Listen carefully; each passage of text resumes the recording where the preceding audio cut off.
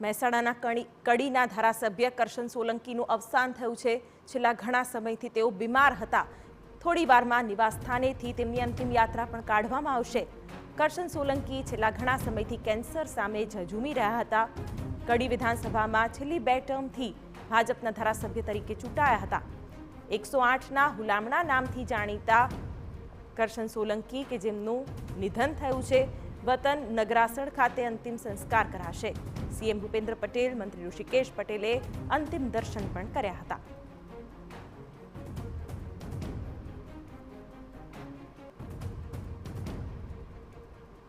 આ સમાચાર જાણીને કડી શહેર અને તાલુકાના અંદર શોકનું મોજું ફેલાઈ ગયું છે।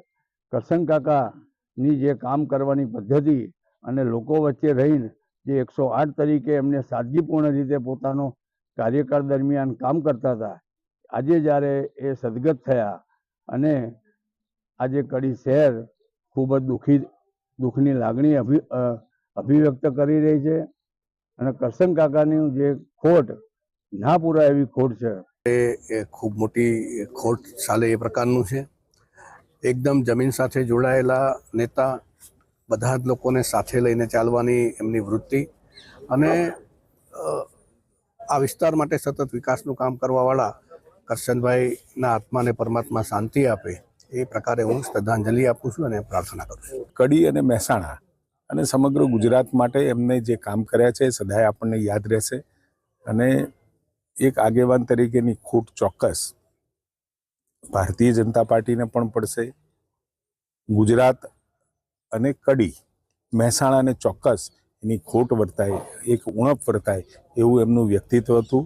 લોકપ્રિય ધારાસભ્ય અને બીજી ટર્મમાં પણ જેઓ જંગી બહુમતીથી ચૂંટાયા હતા એવા સેવાભાવી ધારાસભ્ય શ્રી કરશનભાઈ સોલંકીનું બીમારીના કારણે આજે દુઃખદ અવસાન થયું છે।